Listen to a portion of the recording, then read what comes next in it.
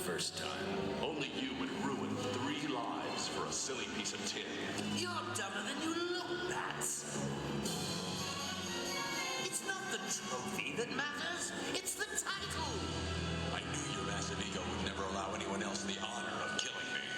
Though I have to admit she came a lot closer than you ever did. Could.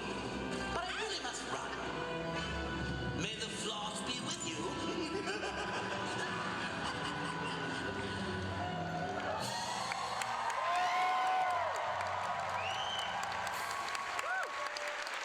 All right, let's make some noise for Mr. Mark Hamill.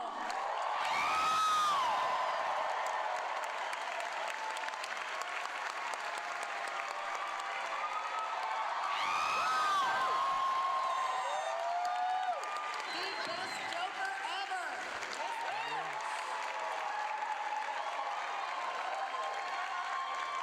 And coming to you next, Mr. Kevin Conroy.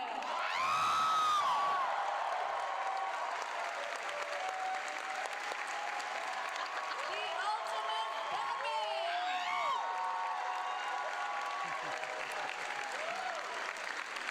Hello, Dallas. Joker's back in town. All right, now we got that out of the way. Would you like a microphone? Which could be very embarrassing. You'd think I'd never done this before. All right. Well, we have no moderator. No, it's just you and me. It's great. What do we want to You talk and me about? against the world. I did a panel the other day where I decided everyone's sick of Star Wars. Let's talk about a cheeseburger flavored Oreos. Did you see those? See who? There's a on the internet. There's a picture of Oreos cheeseburger flavor, and the top cookie was removed. There was the frosting was half orange, which I'm assuming is the cheese, and then half reddish brown. I thought this must be an April Fool's gag, right? Yeah. Or who knows? Sounds Could be real. It sounds hideous, but I don't want to get sued by Oreo cookie. I'm sure they're delightful. So, I wish you guys could see Mark when he's recording in the studio. Oh, it's fantastic. Because his face, he just transforms. You throw yourself into it. I've so never much. seen myself doing it when. Sorry?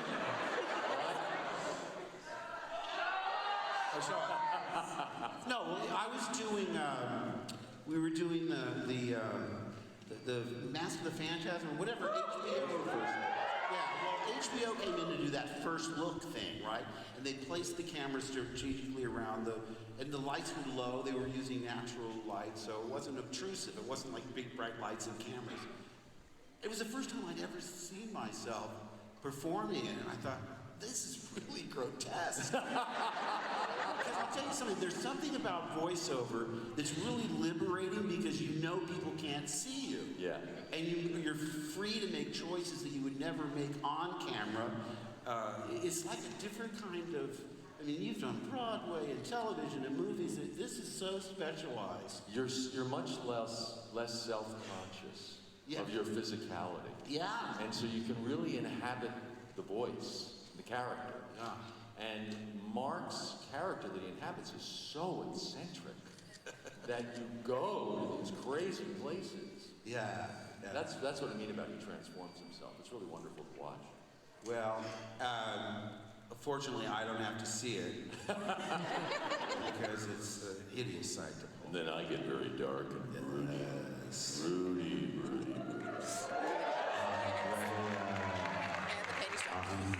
Andrea. He'd always do that because Andrea Romano was our director. Why are there so many female directors in animation? It's extraordinary. I mean, they're as capable. Mostly women. Yeah, Kim Zimmerman, and Andrea Romano, Colette Sunderman. The last really powerful male director I remember was Gordon Hunt. Amanda Wyatt. Okay, yeah, so there you are.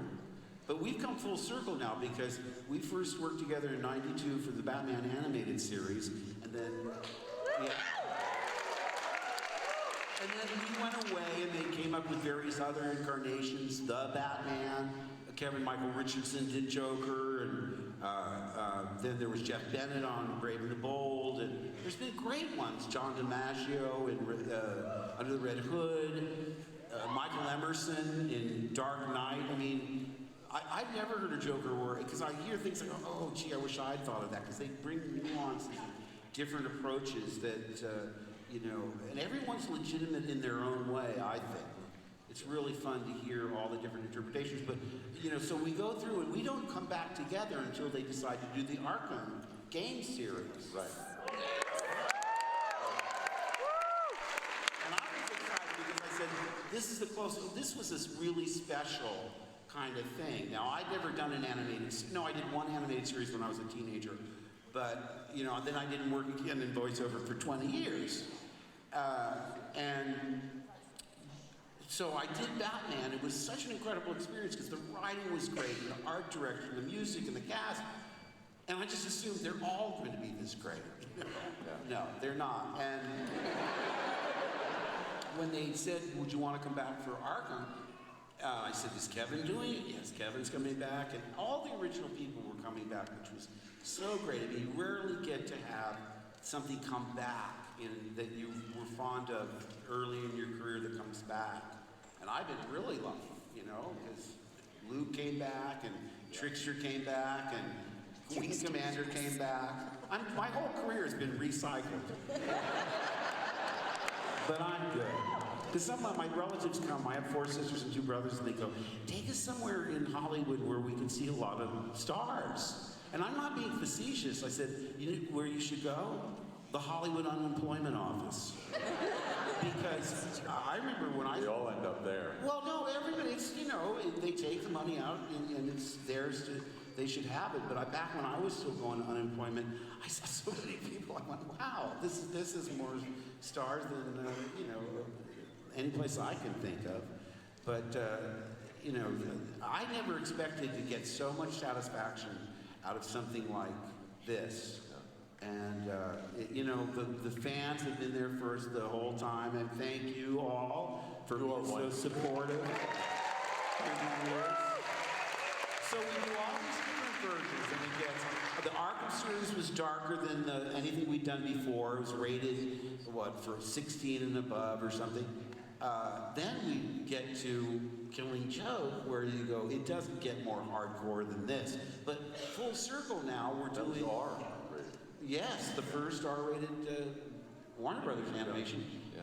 Now we're doing something called Justice League Action, and it's... The reason I like this one is it's old school comic books, and it really is for young people. It was hard when 6- and 7-year-olds would come up to you and go, oh, I can't wait for Killing Joke. I go, don't see it. Please, don't watch it. Because, you know, this one now is much more... We were both so spoiled to start on the animated series. Yeah. That was your first It was my first one. And I had no idea. He never read a Batman comic book in his life. I come in the first day and I'm nerding out all over this guy. Because He's like a walking dictionary of Batman. well, here's the truth. I didn't, the first episode I didn't play the Joker. I played Ferris Boyle in Heart of Ice, which later got an Emmy for Best Script. And it, you know, because what happened was I was reading the comic book reader, whatever, I was in, you know, totally into comic books. And when I saw the people they were assembling for Batman the Animated Series, I said, oh, they're not fooling around. These people, in the article said, our model will be the Max Fleischer Superman cartoons of the 40s. I said, oh, I've got to get on this. I called my agent and I said, please, get me on Batman. And she said, what do you want to do? I said, anything, just get me on there. So they called back and she said, they want you on Batman. I said, I didn't audition for anything. They said, no, but they're going to give you a part. See, because I'm a celebrity. And I said, what am I playing? They said, well, you're in the Mr. Freeze episode. I said, oh, Mr. Freeze, does he still have a German accent? I'm all like, no, you're not playing Mr. Freeze. I got as whiny as when I was looking for the Power Rangers. I want to play Mr. Freeze. I'm going to tell she stays in the bigger one Power Rangers. No, but they said, go in and do it, you know. So I went in, that's the first time I met the cast, and I saw all the artwork on the walls, you know, those incredible Art Deco backgrounds and so forth, the real simple renderings in the, you know, the primary colors, so they really pop against those backgrounds. And I just was letting my nerd flag fly. You know, I'm peppering them with questions. Are you going to do Ra's al Ghul? Are you going to do Dr. Hugo Strange? Are you going to do episodes where there's no villain? Will Batman be a detective in this episode? Can you do episodes with like gothic romance? Because I was, you know, so into the comic books, and I didn't want it to. Because I think the Adam West Batman probably would have lasted many more years if they didn't adhere to that stringent formula of having a celebrity villain in every episode. And I loved the Batman. I loved Adam, but I thought we have a chance to show a little bit more versatility. So, you know, like I say, I was like all over the place, and they were like, relax, you got the part. You know? No, but I loved it. And Michael Ansara did play Mr. Freeze, and he was such a good actor. And again, He was so passionate. And exactly. And he doesn't have a background in comics like similar to Kevin. So they're you know, he was doing his lines. I would weep for you if I still had tears to shed. They go, that's too much emotion. Pull it back a little. Mr. Freeze has no emotion, and it was really going against his natural instincts. But he was just terrific. And so I thought, well, that's it. I did the one part. I was happy. That's all I wanted to do. But then a couple of months, I don't know how much time went by, and they called and said, will you audition for the Joker? Now this time, you know, you have to audition. It's not like something they're just going to give to you. And I told this story before, so I'll be really quickly, but what I figured was, there's no way, I mean, after the pushback that Michael Keaton got, just for being announced that he was playing Batman, before they saw how great he was, got tremendous pushback, because he was known as more of a comedic actor. He was in Night Shift and played sort of snarky, moral weasels and so forth.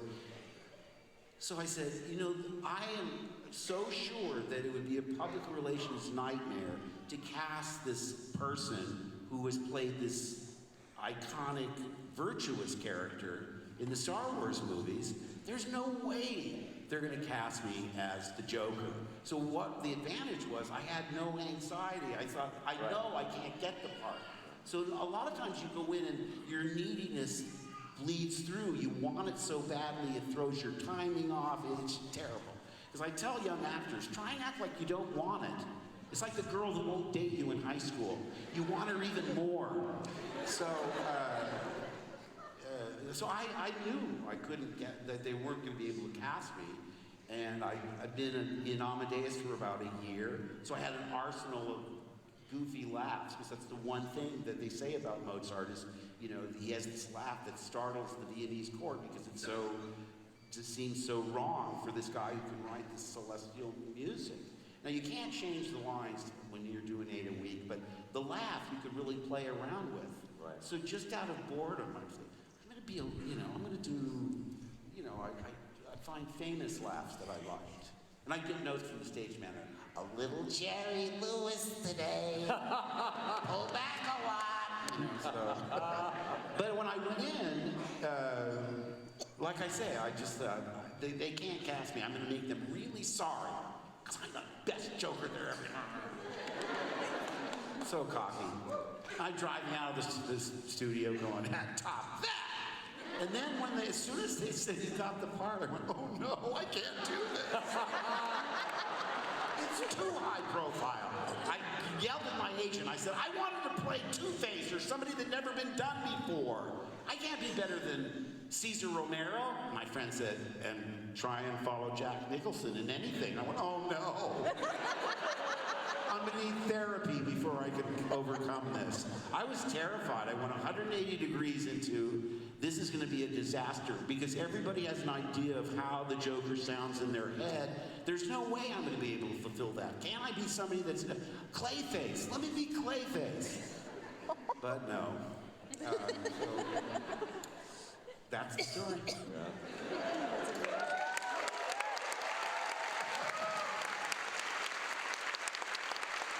But it's very liberating to not care. It's the most liberating thing. Like You when didn't care at all, right? I didn't care at all. I had never done an animated show. It was the first animated role I ever auditioned for.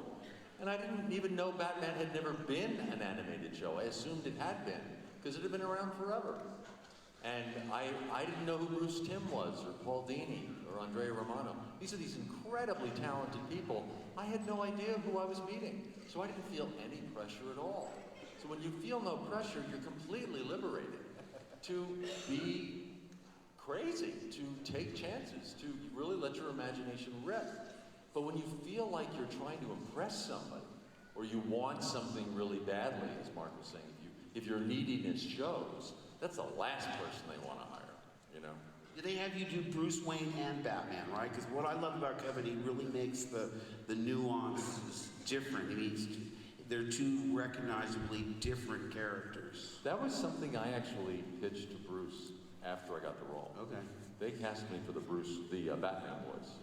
And then I said to him, wait a minute, because I was such a newbie to all this. So wait a minute, this is the richest guy in Gotham. He's got the big house on the hill. Every woman wants to date him. Everyone knows everything about him. And he puts on a mask and no one knows it's him. I said, seriously? Couldn't we, make it a little more convincing, the transformation?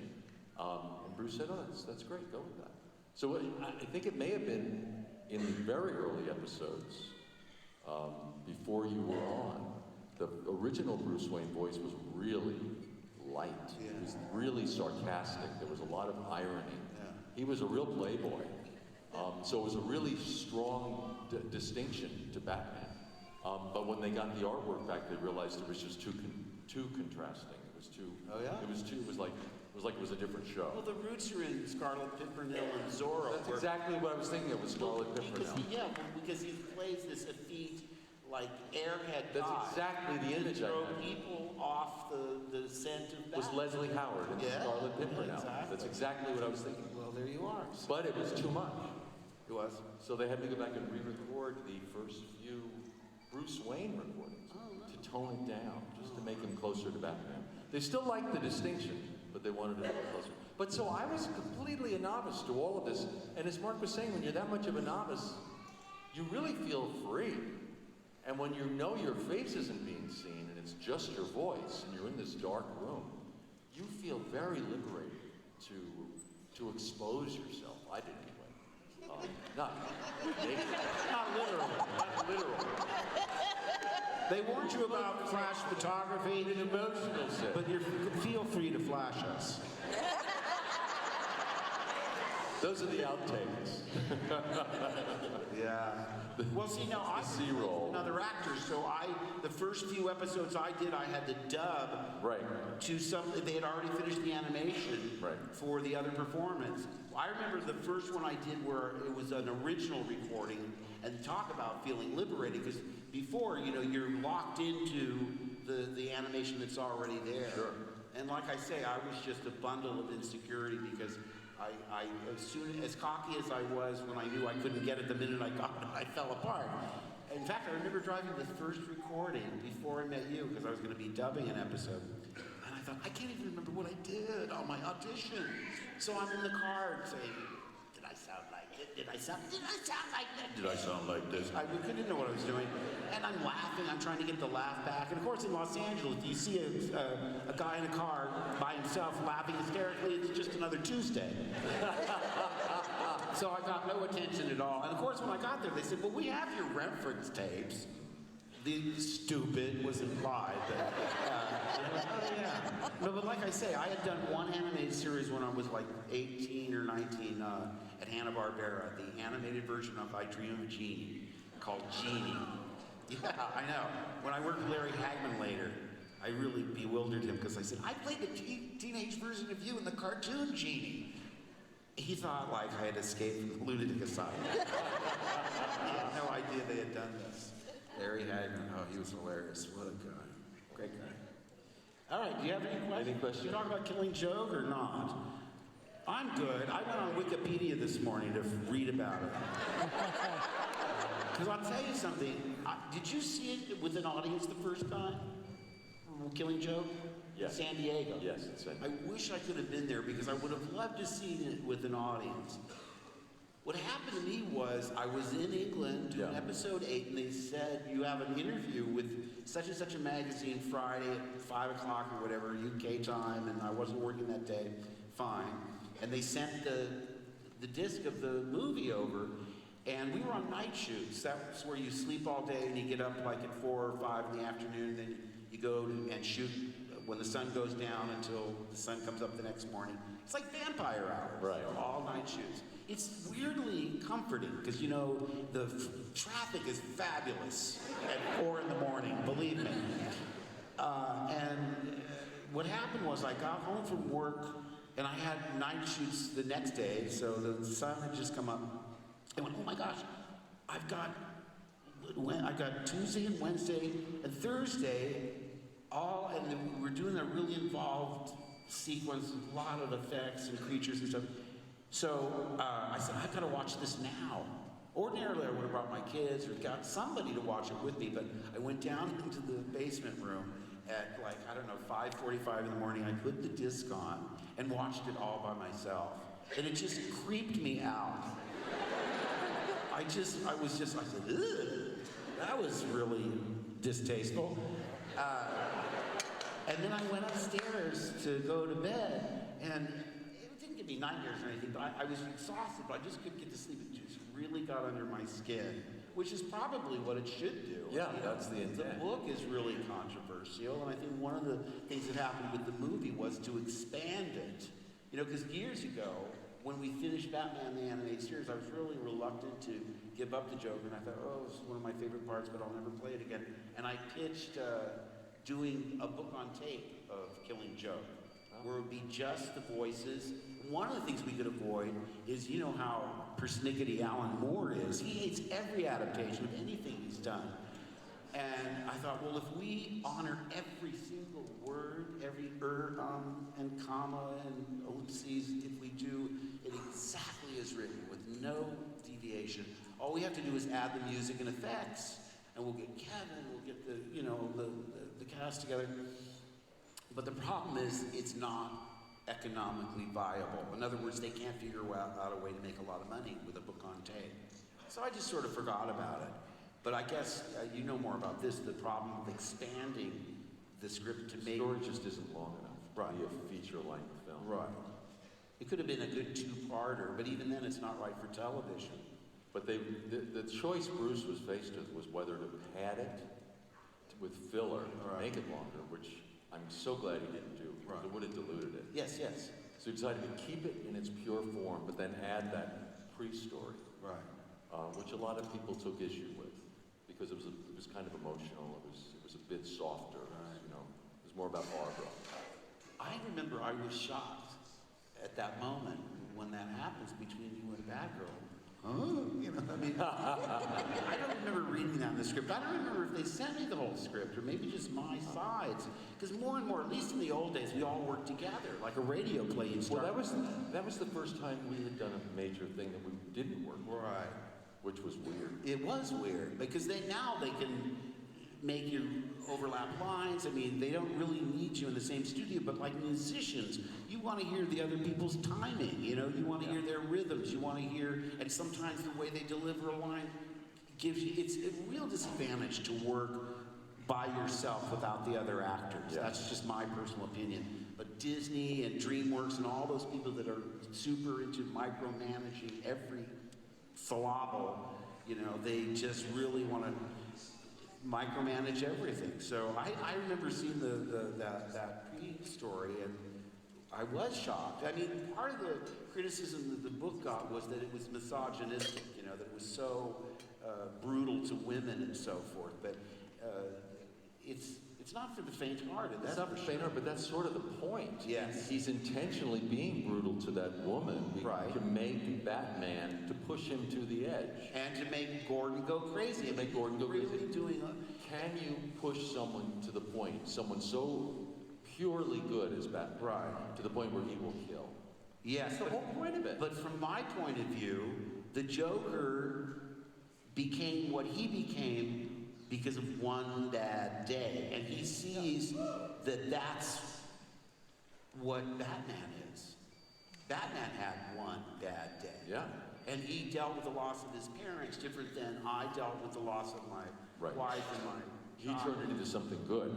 Yes, To a force for good. But like, it's two sides of the same crazy coin. Exactly. Because you're talking about, here you are a billionaire that puts on a costume and goes and fights crime at night. I mean, how crazy is that?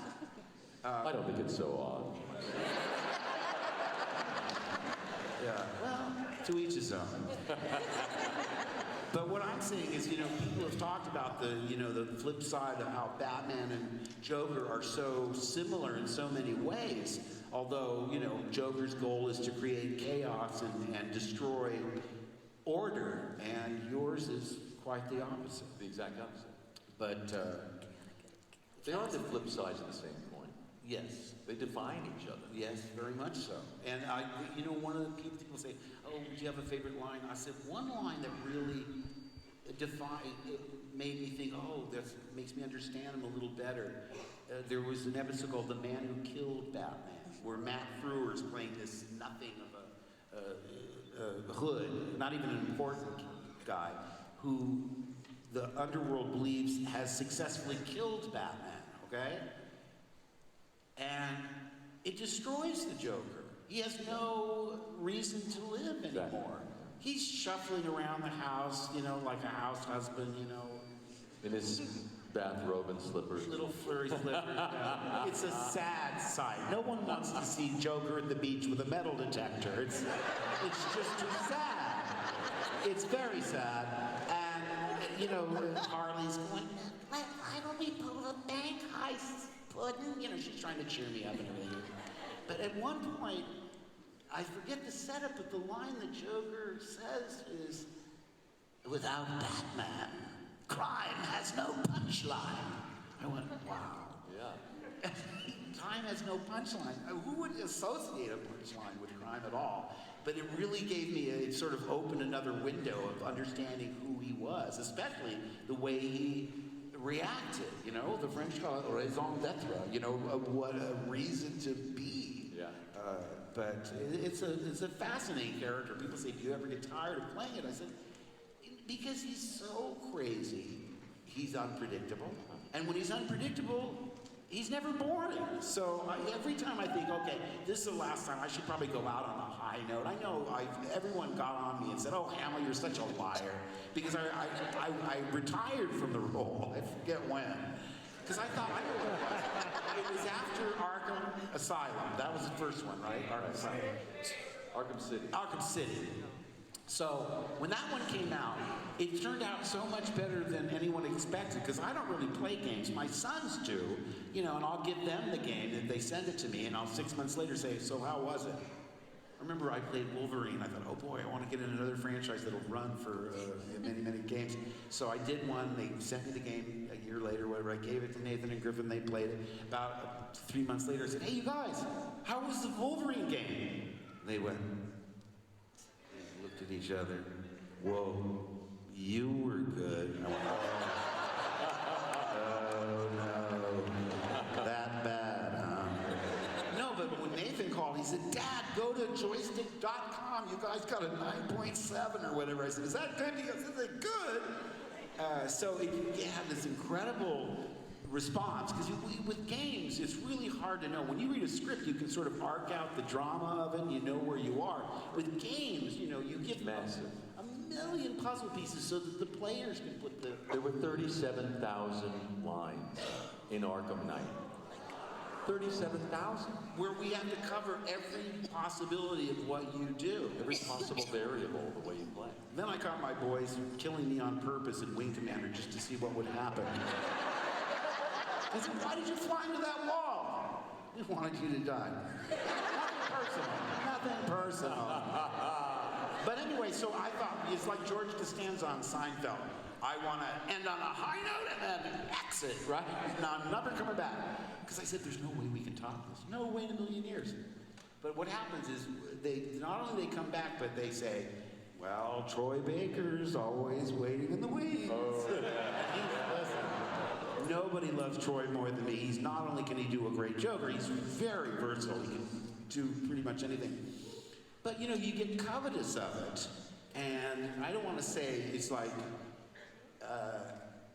I don't want to give other people the break. But in other words, if they ask me to do it, I you know, I can't resist. I want to cook, they keep moving me back in. So. Because it's such a great character. It is a great character. So much fun. Yeah, but I mean, it's like, be careful what you wish for, because I remember saying, well, if I ever come back, I'll do it if they do Killing Joke. And I hadn't read it since the late 80s. And then when there was where they were going to do it, I went back and read that, and I went, ooh, I forgot how grim this thing is. It's really heartbreaking, because he was so close to being okay. Yeah. You know?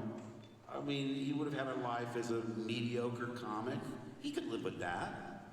No, it's a very disturbing story. It is, and it's tragic. It's Tragic. very sad. Should we open it up to questions? Sure, yeah, absolutely. Go right ahead.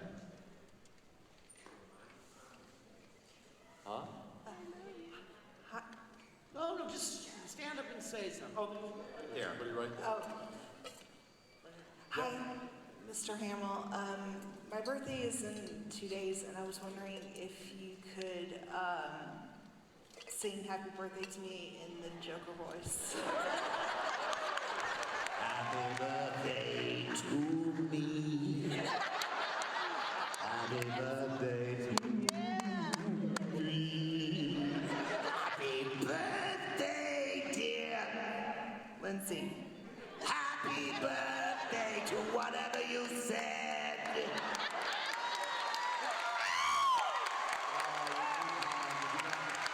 That other panel, someone said, do the Batman eulogy. Because at one of the cons, I did the eulogy from the man who killed Batman. And I started out, I said, you know what, I have to admit, I'd forgotten the lines. I think I had them written down before, but who knows? Pull it up on your iPad and I'll do it. But next question. Yes, sir.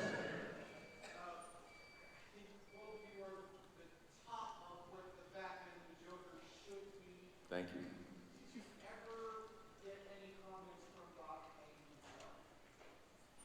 Did you meet Bob? I don't think I... Miguel Ferrer and Bill Mumy are friends of mine, not through acting, although they're both wonderful actors, but because they were comic book collectors. And back in the day, I was collecting mostly Golden Age and Silver Age.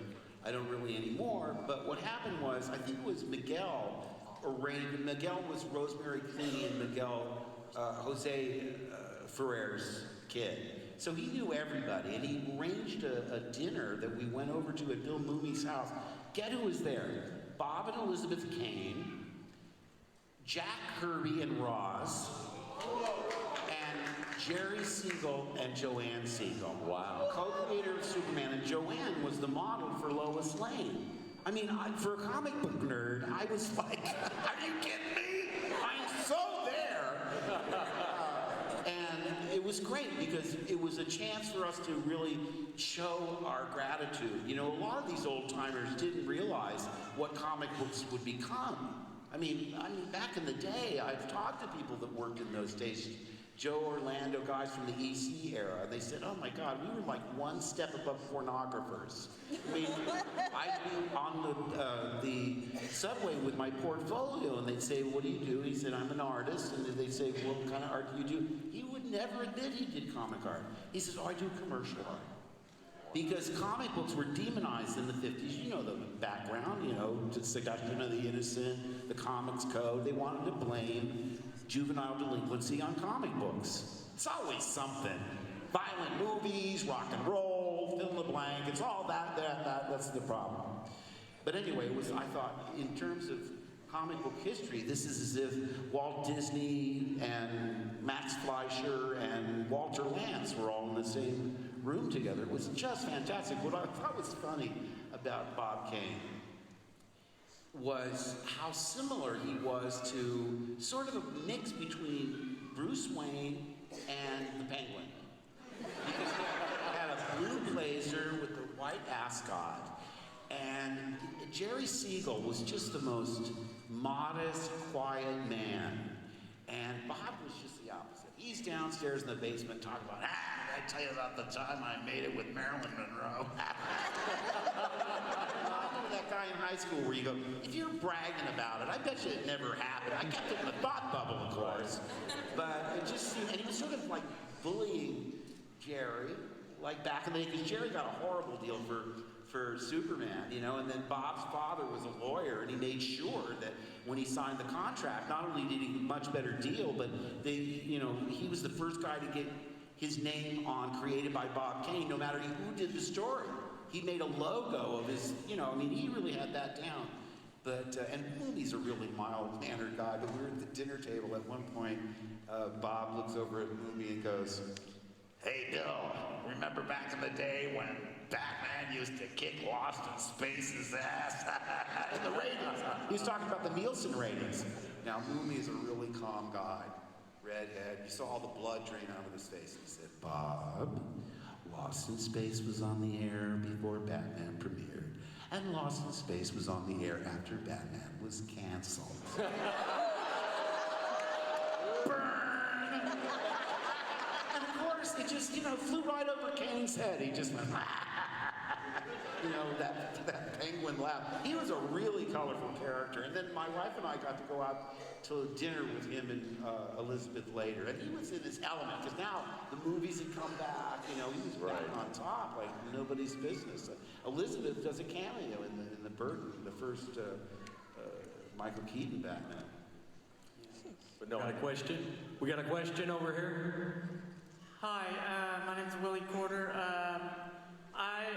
Mark, I was just wondering, you've played Luke Skywalker and then the Joker. I was just wondering what your favorite part about playing both of those characters is. And don't say kissing Leia. what about kissing Leia? You don't know how many jokes I've heard over the years. Dude, it's your sister, ick. No, listen, Luke came before Joker. But Luke and the Star Wars mythos, I had no idea what it was all about. Like I said, I was a big Batman fan as a kid and read the comic books. And that's probably why I was so afraid to play the Joker when they said, okay, now you got to do it. Because, again, how can you measure up to what people think? Sure, yes. Question over here. It's over here. Huh? Hey, Mark. Like Ray at the end of 7.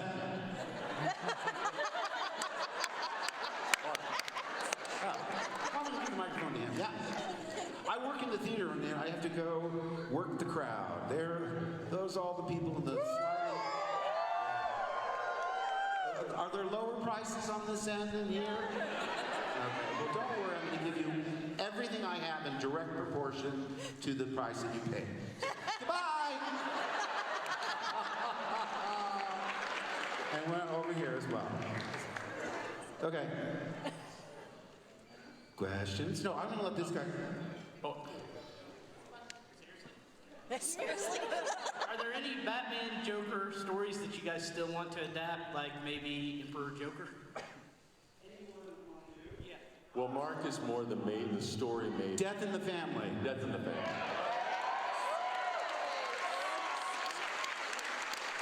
That'd be great. See what happens. okay, Kevin, Mark, over here. So, for most of the generation, you guys are the main voice that we listen to when we read our comics. It's like we'll hear your voice, we'll hear... How does that make you guys feel, knowing that it's your voices that we're hearing in our heads when we're reading the comics? Well, it means the brainwashing worked.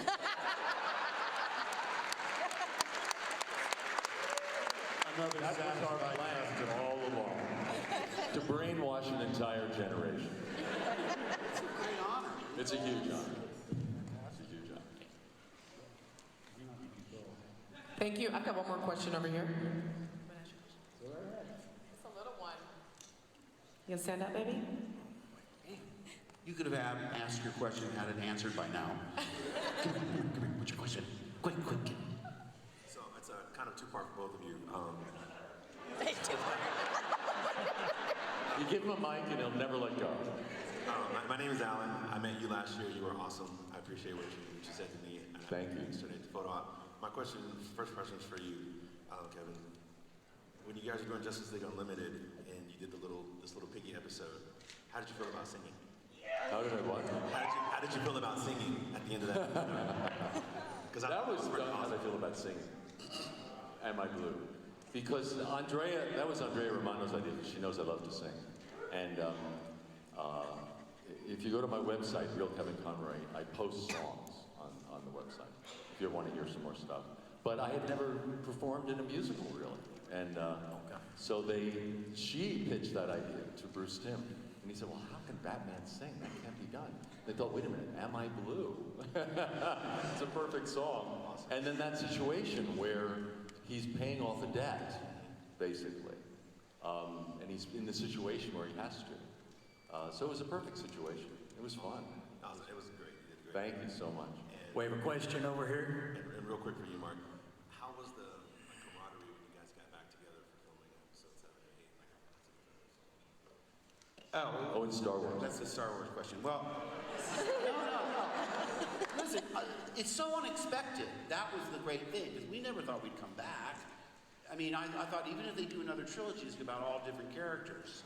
We won't be in it. And then George specifically told us, I'm not doing 7, 8, 9. I don't want to be doing these things in my 70s. When I get done with the prequels, that's it. So, like I say, it's like pulling out a pair of trousers out of the back of the closet and finding a $20 bill that you didn't know you had. It's more valuable. Yippee! Yeah, exactly. It's just money. Exactly. So it was really great. I mean, it was so much fun. It was so unexpected. And again, I mean, I've experienced so much. I mean, since the summer of 2012, it's just been one thing after another where you go, really? That's coming back? I mean, believe me. Well, I watched The Flash because my buddy John Wesley Shipp and I did it back in the day, in the 90s. And so, and I watched every episode. I was watching with my daughter Chelsea. There she is, sitting on the floor. So I was familiar with the show, and he's wrongly accused of killing his wife. I mean, again, a great hook we didn't have in the 90s, where it's a thread that runs through all the episodes because, draws you back. Because in the pilot, he's wrongly arrested for the murder of his wife. Anyway, so I'm watching this thing. My agent said, oh, they want you to do The Flash. And I'm thinking, well, I'm a contemporary of John, so I'll probably be a cellmate. I could be the warden. Who do they want me to play? She says, the trickster. I said, are you kidding me? I mean, it was dodgy getting into a one-piece spandex outfit 20 years ago. I'm not brave enough to do it now, so let's make it age appropriate. I said, I don't think this can work, but I went in and I talked to those two guys, Greg Berlanti and Andrew Kreisberg, and they're brilliant. Look at the way they reinvented Archie. Who knew? Did you see that? It's like Twin Peaks or something. They turned Archie and Betty and Veronica into this weird serial mystery show. I mean, it's got a murder, and the coolest guy in the whole town is Jughead. I love it. I mean, these guys have a way of reinventing stuff. So they said, no, we're not going to make you like you were in the 90s. And they really modified it for the new incarnation brilliantly. So, yeah. I'm not in charge anymore because you see what happens. Right here. With the glasses right in front of me. You, yeah. Are there any other comic characters you got that might fit together?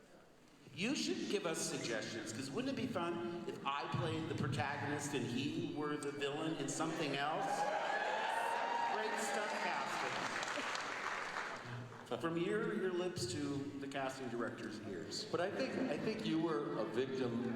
Mark, in terms of casting early in his career, I think he was a victim of his own good looks. Because you are a good-looking guy, but as a young actor, yeah, I know. You were a young leading man, and those young leading man roles are not as interesting. No, and I was never really a leading man. But you're a character actor. I am, and I was in high school. I never played the lead. I always played the funny friend of the lead, and in Kiss Me Kate, I was one of the gangsters. I wasn't, Petruchio or any of those.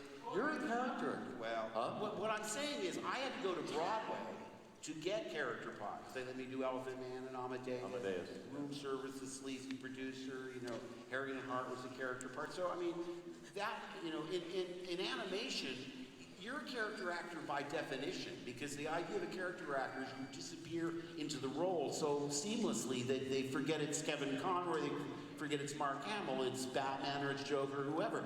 And you know, in animation, they make that, so they facilitate that leap for you because they can't see you. It reminded me of using your imagination the way you would tell kids stories when they at bedtime, you know, because the lights would be out and it's theater of the mind and so forth.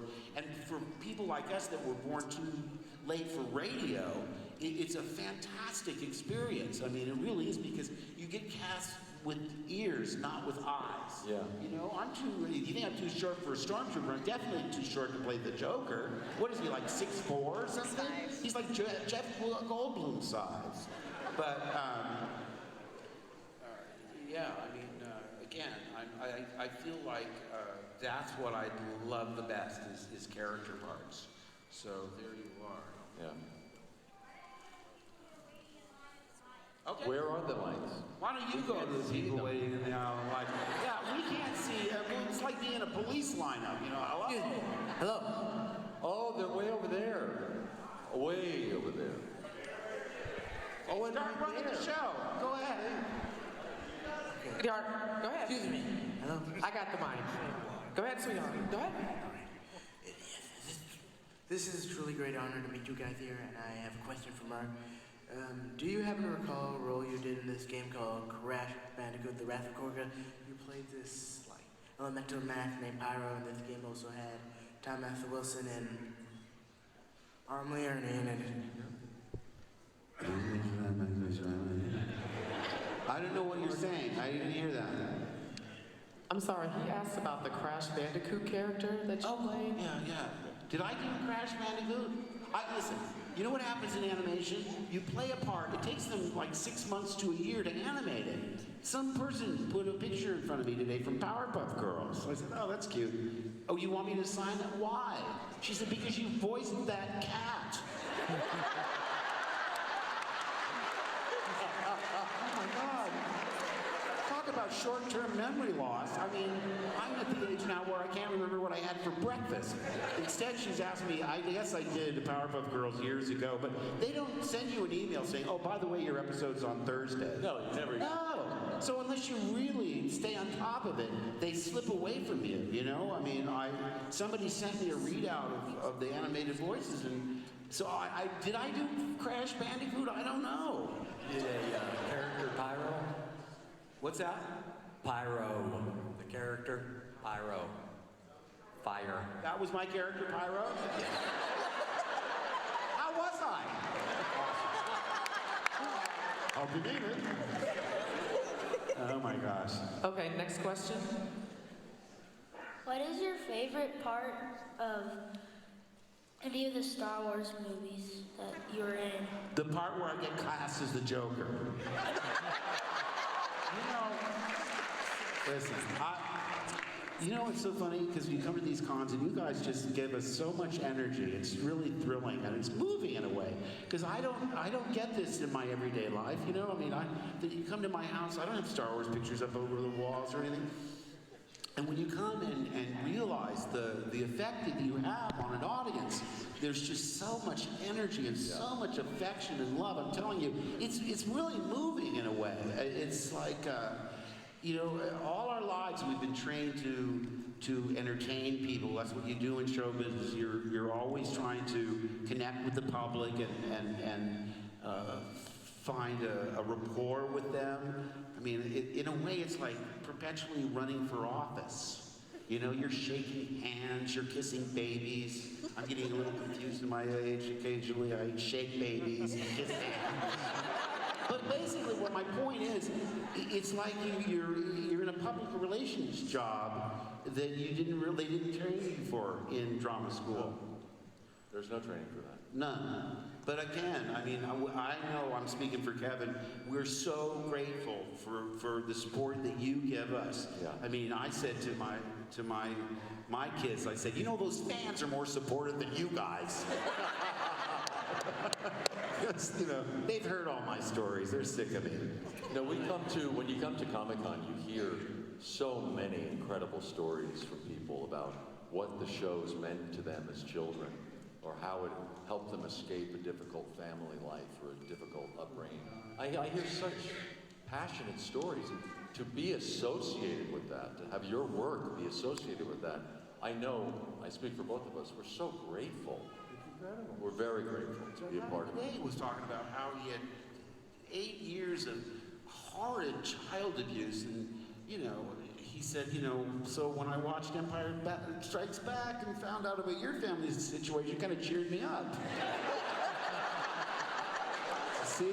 No matter how bad your family is, the Skywalker family, much more effed up.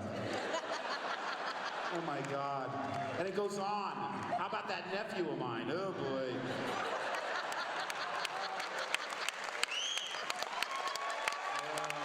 It never ends. They never call, they never write. When they go and join the Sith, it's awful. Oh my God. With the red lightsaber. You don't need a handle on that thing. You'll put your eye out.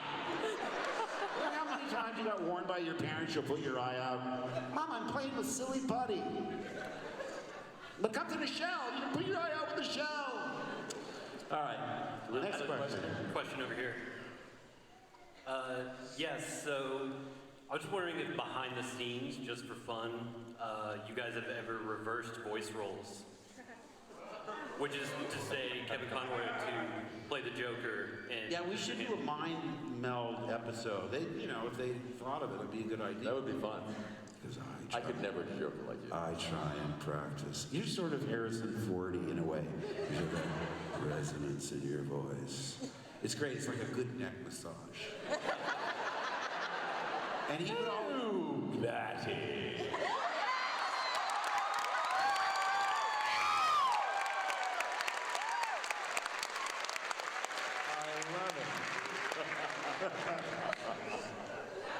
Okay, we have a question over here. He sells himself short. He could do a great Joker. I know it. He's a great actor. Kevin, sorry to go with this question. I love you. I mean, you don't, no disrespect, but Luke was my first childhood hero, so I have to ask this of Mark. Mark, I've heard you said before that when Star Wars came out, it was completely, the reaction was completely, it took you by surprise, took everyone by surprise. No one expected it. Now that you've had almost 40 years to, I'm 40 also. You don't feel old, do you? I'm 40 also. Now that you've had almost 40 years, I'm sorry. I feel like I have foot and mouth disease right now. But I'm going to rest during the question.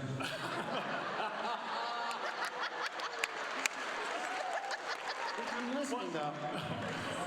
What do you think it was about the Star Wars franchise that appeals to the masses and why it's endured for this very long?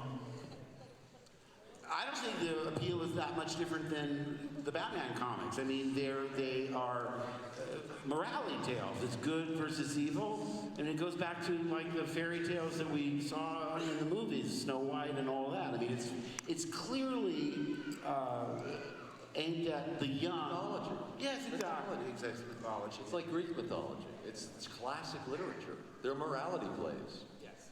They're all morality. Very optimistic. I mean, I think the message of selflessness and doing what's right for the greater good rather than thinking about yourself, which applies to what Bruce Wayne does. So, I mean, it works on a primal level, I think. But I think the mafia pressure helped in the early years. Getting into theaters. Hey, there's a space movie. Be a shame if you didn't play it in your theater. Who knows? If you spin the roulette wheel, if you spin it enough times, you're just going to hit your number. And we just got lucky where all the elements came into place. Same with the animated series. Because, I mean, when I read that first script for Heart of Ice, I went, wow, this is really melancholy and deep, where your empathy is with Dr. Freeze, Victor Freeze, trying to work on a solution, a cryogenically freeze his wife because she's got a terminal disease. I thought, this is far from Super Friends. Well, that comes back in Sub-Zero. Yes. Sub-Zero can get into that too. Right. We got a question over here. So my question is for like both of you. So what's like the weirdest thing that's happened on set, like when you were recording? On set, weird. Well, it wasn't. Oh, it was weird. Were you there the day of the LA riots? Were you in that recording? I was when we were in Silver Lake. Yes. Yes, and I called and I said, there's not going to be a recording today, right? Because, the city was on fire. The city was on fire. And broken glass. I called my agents. I said, this can't be happening. They said, yep, you've got a booking. You've got a booking. So I live in Malibu out at the beach, so I said, I'm going to have to allow for, I went almost 3 hours early. 3 hours. So I left at like 11 for 2 o'clock or something, and I got there within 10 or 15 minutes when I was supposed to be there. And everyone else in the city was going the other way, right? Yeah, I stayed off the freeways and tried to go Surface Street, although Ventura Boulevard had all the broken glass and so forth. I might be getting confused with the earthquake too. All I know is when I finally got to Silver Lake, the receptionists look up to me and go, "What are you doing here?" I said, "What are you talking about? There's a Batman recording today." She goes, "Oh no, that's been canceled." Are you kidding me? We start, but every time the door opened, smoke would come into the room. Because the studio was near the fires, the riots. And people started panicking.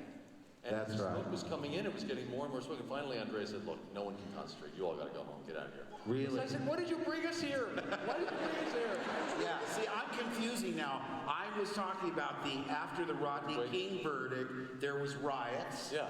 Then there was the earthquake, the Northridge earthquake. No, I was talking about the LA. And then the fire. Rodney King. I know. See, in Los Angeles, the next story will be about locusts coming. We couldn't get there. It's all biblical in origin. All right. Got one question here. Correct me if I'm wrong, but I don't think y'all played an iteration where either of y'all have killed each other, Batman and Robin. Do y'all think y'all's character would finally kill each other? Or y'all be locked in eternal combat forever? It's hard to understand you. My bad. I'm kind of nasally finding something. Would y'all's characters finally kill each other? Batman and Robin. Well, that's Batman and Joker. That's the whole question at the end of The Killing Joke, is whether Batman does kill him. Yeah, and listen, like I say, when I was on Wikipedia this morning, I read there's a inference that Joker rapes Barbara. Now, but I certainly didn't play that at all. Another element that I thought that's crazy is that they imply, someone said that Joker gives Commissioner Gordon LSD before he takes him on that crazy. Ray Wise does a great job as Gordon, but again, I thought, how much of this is actually in the text? I'm going to step backstage for a second. Okay, all right. Well, listen, now we can really talk about him. I want to tell you, this guy is the biggest pain in the ass. Thank God I could finally be candid. I never get booked on these by myself. And I was the one that said, "Hey, Kevin, drink lots of liquids. Drink it all morning, because, no, all right. No, we'll do another question." Hi, Mark, my question is for you. Since you're such a big Batman fan, aside from the Joker, do you have another favorite villain or particular character from a storyline? Hey, you. Come on up. Up. Can you make it? Listen, I thought Clayface would be interesting because he's like 500 different characters. Hey, the gang's all here. Here we go. This is Millie, and this is Mabel. They're both rescue dogs. Look, this one was on death row.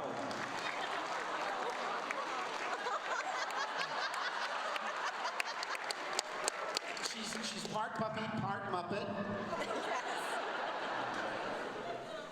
She's a puppet. Puppy and Muppet.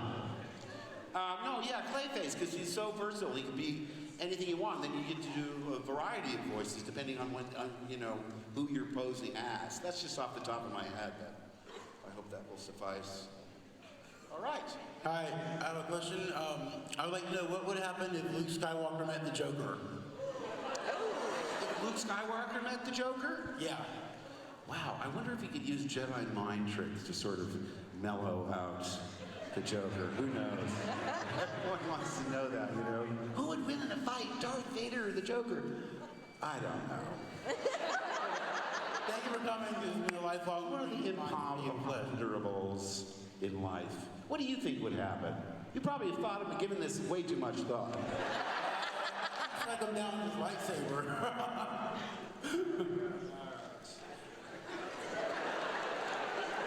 Captain Marvel with a question? Actually, Blink Man. Oh, I'm sorry. Again, the lights are right in my eyes. Oh, of course you are. Yeah, that's most of No, I kid. That's the most original character someone has actually called me. I've been called a Ninja Turtle or Mr. Incredible, which I am. Anyway, I really wanted to ask this question this past Friday when you had your panel. Yeah. And I think it's one of the most important questions that my friend wanted to ask you. What shampoo does Luke Skywalker use in The Force Awakens?